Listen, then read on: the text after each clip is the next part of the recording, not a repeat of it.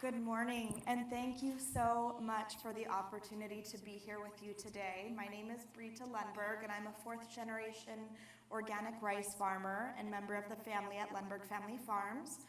We are a rice farm based in the Sacramento Valley of California, and you'll see a bit of our farm behind me. And it's such a special place in my life, and I'd love to tell you a bit about it. So a lot of people don't realize that we are a real farm and a real family, but here I am, living proof. I'm also here with my parents this morning, Bryce and Jill Lundberg.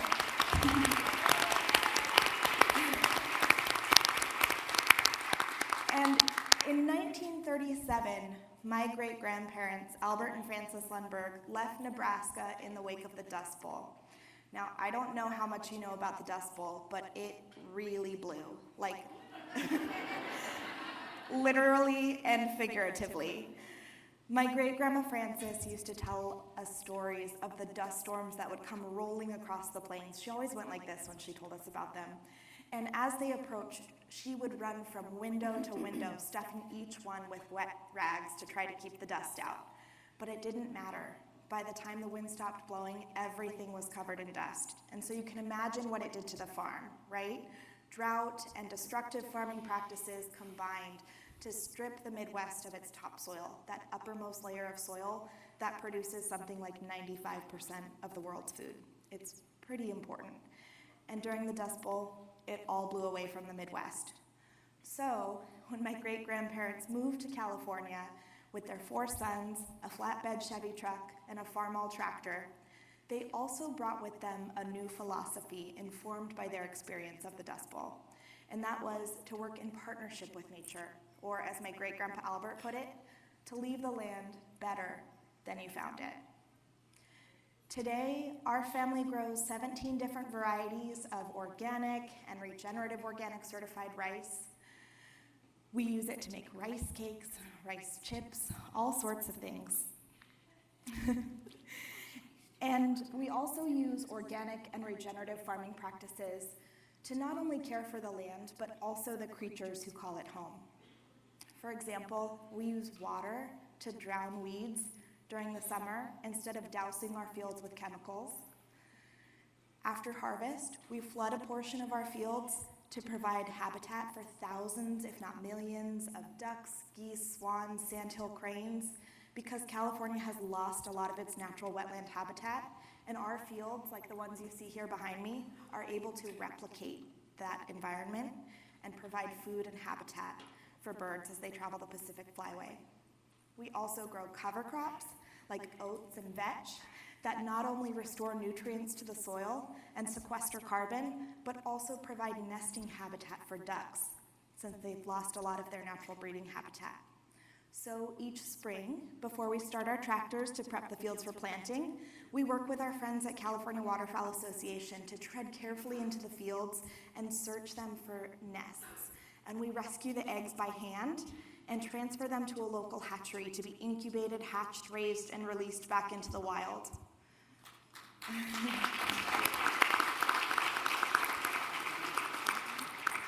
Over the years, we've rescued more than 30,000 duck eggs. Some people, and by some people, I mean me, some people call it quacktivism. But really, it's just part of that partnership with nature, part of that promise to leave the land better than we found it. So I grew up spending days in the fields with my dad, my grandpa, my brothers, but I was always a bit of a reader and a writer and a dreamer, and I wasn't sure if or how there would ever be a place for me at the farm. My older brother always wanted to farm. My other brother always wanted to work on the business side of things, but I was a storyteller. And so I actually ran away from the farm for several years to go to school in LA and London, and then to live in New York and work in book publishing. And I loved it. I helped authors tell stories of all kinds, from celebrity memoirs to literary fiction. But I would be sitting at my desk in Rockefeller Center at like 10 at night, and my dad would start sending me videos from the fields of a flock of pelicans in them one day or a turtle the next. And I just started to think, you know what? I'm doing something wrong here. It was around the time that we started to lose the second generation, my grandpa, his brothers, and their wives. And the third generation was starting to talk about retiring. And the fourth generation, my brothers and my cousins, were starting to have kids, a fifth generation. And I just wondered, who's going to tell them the stories from the early days of the farm? The ones that my grandparents told me when I was sitting around their kitchen table, the same kitchen table that I have in my house now, where I write stories. Who's going to tell them stories from the fields, the ones that my dad told me in his pickup when we walked the fields together? And I kind of looked around and I thought, I guess that's me. And so I applied for a job at Lundberg Family Farms on the website without telling anyone because I didn't want to be treated any differently. And I waited and hoped that HR would call me. They made me wait like 2 weeks. It was very stressful. But I was on my lunch break one day, and they called, and they put me through my paces and a couple rounds of interviews, but I got the job, and I've been helping to tell our story ever since for the past 4 years and change.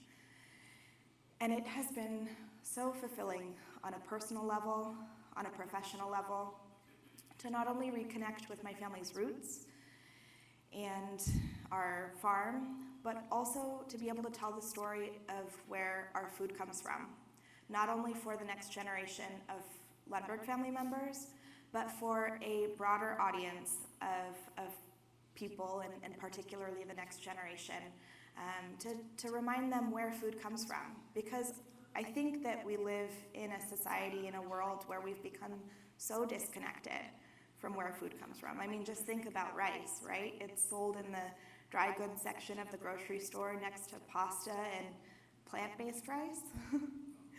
But rice is a plant? What's plant-based rice? And so a lot of the work that I do is about reminding people rice is a plant. It grows in the ground. And the way we grow it matters, not only for people and what ends up on the plate, but also for how it impacts the planet. I recently attended a lunch with Governor Gavin Newsom and the First Partner and Alice Waters and leaders of the regenerative organic movement, including Mas Masumoto, who is a farmer and the author of Epitaph for a Peach. It's a beautiful book. I highly recommend reading it if you haven't. But he said something that has stuck with me ever since. I've been thinking about it for months at this point, and I think I'll be thinking about it for the rest of my life, and I'd like to share it with you. He was talking about the relationship between food and memory and how important the two are. And he said, what if people don't remember what a really great peach tastes like? And I think it's so important to help reconnect people with where their food comes from. On the drive down to San Francisco from the farm for that lunch, I was listening to a podcast with Paul Hawken, who is an environmentalist, an activist, an author, an entrepreneur. And he was asked about the most important innovation in food and farming in the past century. And it wasn't the tractor, it wasn't the mechanized plow, it was the idea that farming could be industrialized. And as Wendell Berry makes very clear, the senses are so important when it comes to farming and when it comes to food. As a farmer, you have to be out in your field, present in your environment, knowing what's going on in your soil. And between that podcast and what Mas Masumoto had to say at the lunch, I was just so struck by the importance of senses. They guide us as eaters, as chefs, as human beings, as farmers. And sometimes I think we just all need to remember what a really great peach tastes like, right? Because it's all connected. The soil that produces our food, the food that is part of, the farm, and the farm that is part of the ecosystem that provides habitat for ducks, and of course the gardens that teach us so much. And so when I think about regenerative and what it means, I think of it in terms of farming, yes, but I also think of it in terms of a holistic approach to life, right? Because in terms of farming, the idea is that it's all interconnected, right? And if you feed the soil and if you build healthy soil, that healthy soil will produce healthy food. And also, if you feed the soil, the plants will be more resistant to pests and disease, which reduces the need for synthetic inputs like chemical herbicides or pesticides. And if you reduce your need for synthetic inputs, then biodiversity can thrive above and below ground, right? It's all connected. And so when I think about regenerative and a regenerative approach to life, I think about how it's all interrelated. What we teach kids in the garden and the work that you're doing to reconnect kids with their senses and with where food comes from is so important. But I think that education goes so far beyond the garden to teach them how to take care of the soil, yes, but also how to take care of themselves, how to take care of their communities. And so I'm so grateful for the work that you are doing. It is so vital, not just teaching kids how to garden, but helping them remember that everything exists in balance, in relationship, in community, in connection. Because really, at the end of the day, what you're helping kids remember is what a really great peach tastes like. So thank you so much for letting me.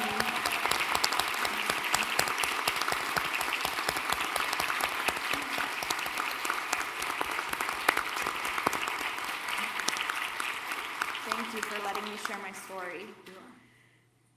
Are you going to make an announcement? Yes. And so in recognition of the interconnectedness of everything, and with the next generation in mind, we are so excited to announce our partnership with the Sprouts Healthy Communities Foundation that we will be launching a grant of $15,000 to support school wildlife habitats.